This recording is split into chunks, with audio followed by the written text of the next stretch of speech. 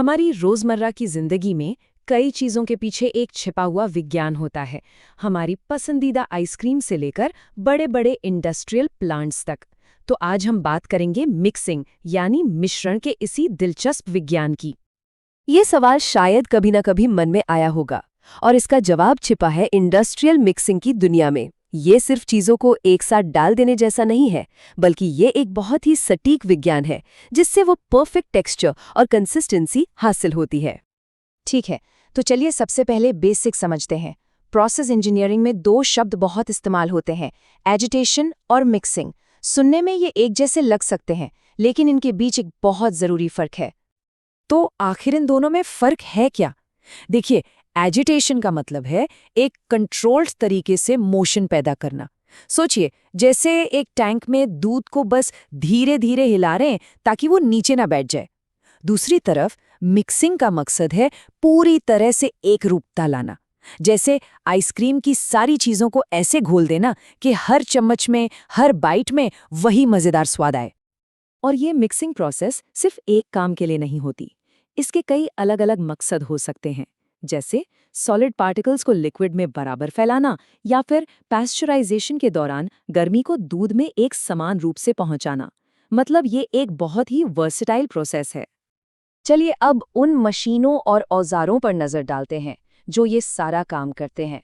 एक industrial mixer के main parts क्या होते हैं? ये सब शुरू होता है एक खास तरह से डिजाइन किए गए टैंक से।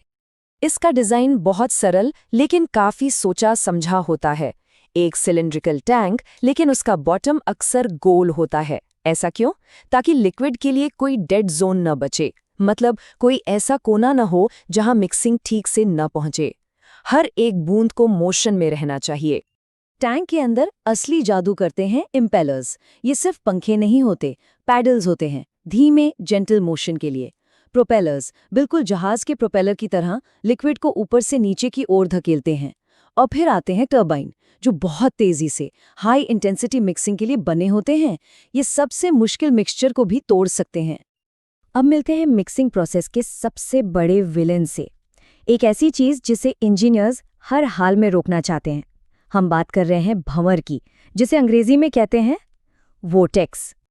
जब एक इम्पेलर टैंक के बीचों बीच बहुत तेजी से घूमता है तो लिक्विड में एक भंवर बनने लगता है, बिल्कुल वैसा ही जैसा सिंक से पानी निकलते समय बनता है। ये देखने में तो शायद अच्छा लगे, पर इंडस्ट्रियल प्रोसेस के लिए ये एक मुसीबत है। ये भंवर हवा को मिक्सचर के अंदर खींच सकता है, जिससे प्रोडक्ट खराब हो सकता है, खासकर डेयरी प्रोडक्ट्स में। तो फिर इंजीनियर्स इस भंवर से निपटते कैसे हैं? उनके पास कुछ बड़े मजेदार जुगाड़ हैं। वो या तो इम्पेलर को ही थोड़ा टेढ़ा कर सकते हैं या उसे टैंक के सेंटर में रखने के बजाय थोड़ा साइड में लगा देते हैं। लेकिन जो सबसे आम और असरदार तरीका है वो है बैफल्स लगाना। ये कुछ नहीं, बस टैंक की दीवारों पर लगी सीधी सीधी पट्टियां हैं जो उस गोल गोल घूमने वाले फ्लो को तोड़कर उसे ऊपर नीचे के मोशन में बदल देती हैं, जिससे मिक्सिंग भी बढ़िया होती है और भंवर भी गायब हो जाता है।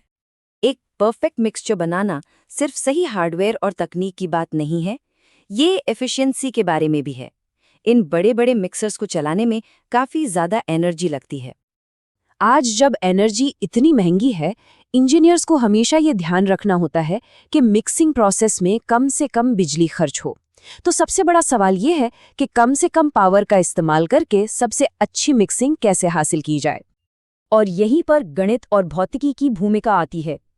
इंजीनियर्स सिर्फ अंदाजा नहीं लगाते, वो जरूरी पावर की सटीक कैलकुलेशन करते हैं। चलिए इसे एक असली दुनिया के उदाहरण से समझते हैं। कल्पना कीजिए कि हमारे पास 6 फुट का एक टैंक है जिसमें कास्टिक सोडा का घोल मिलाया जा रहा है। एक खास तरह का इम्पेलर 90 आरपीएम पर घूम रहा है। अब सवाल ये है कि इस मिक्सर को चलाने के लिए कितने हॉर्स पावर की जरूरत पड़ेगी।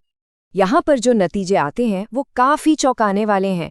जिस टैंक में बैफल्स लगे हैं उसे 3.31 हॉर्स पावर की जरूरत है, लेकिन बिना बैफल वाले टैंक को सिर्फ 0.74 हॉर्स पावर चाहिए। ये तो बहुत बड़ा अंतर है, पूरे 4.4 गुना कम बिजली। तो पहली नजर में तो यही लगेगा कि बैफल्स हटा देना ही समझदारी है ना? बिजली बच रही है, पैसे बच रहे हैं। लेकिन कहानी में एक बहुत बड़ा ट्विस्ट है। और ट्विस्ट ये है कि कम बिजली का ये फायदा किसी काम का नहीं है।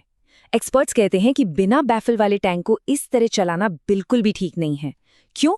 क्योंकि वो कम पावर तो लेता है, पर एक बहुत बड़ा भंवर बना देता है, और उस भंवर की वजह से मिक्सिंग ठीक से हो ही नहीं पाती। मतलब जिस काम के लिए सब कुछ हो रहा है वही नहीं हो रहा। तो भले ही ज्यादा बिजली लगे, बैफल्स वाला टैंक ही असली विनर है। लेकिन रुकिए, कहानी यहीं खत्म नहीं होती। जब बहुत ज्यादा चिपचिपा यानी विस्कस लिक्विड मिलाया जाता है, जैसे कि कोई रबर कंपाउंड, तो सारे नियम फिर बदल जाते हैं। वो लिक्विड इतना गाढ़ा होता है कि उसमें भंवर बन ही नहीं पाता। ऐसे मामलों में बैफल्स की जरूरत ही नहीं पड़ती। सब कुछ इस पर निर्भर करता है कि मिलाया क्या जा रहा है। तो हमने कॉन्सेप्ट्स, हार्डवेयर, चुनौतियां और पावर कैलकुलेशन सब कुछ देख लिया है। अब इन सब को एक साथ जोड़कर समझते हैं कि आखिर ये सब इतना जरूरी क्यों है। आखिर में परफेक्ट मिक्सिंग इन 4 मुख्य वजहों से जरूरी है। ये प्रोडक्ट की क्वालिटी और कंसिस्टेंसी पक्की करती है। ये एनर्जी बचाकर पैसे बचाती है। ये केमिकल रिएक्शंस को सुरक्षित और प्रिडिक्टेबल रखती है। और ये इंजीनियरिंग की सटीकता को दिखाती है, जहां हर छोटी से छोटी चीज मायने रखती है। तो अगली बार जब एक स्मूथ क्रीमी आइसक्रीम का स्कूप खाएं, तो उस कमाल की इंजीनियरिंग को जरूर याद कीजिएगा जो इसे मुमकिन बनाती है। और ये सोचने पर मजबूर करता है, हमारे खाने में और कौन-कौन से छिपे हुए विज्ञान हैं जिनके बारे में हम जानते तक नहीं।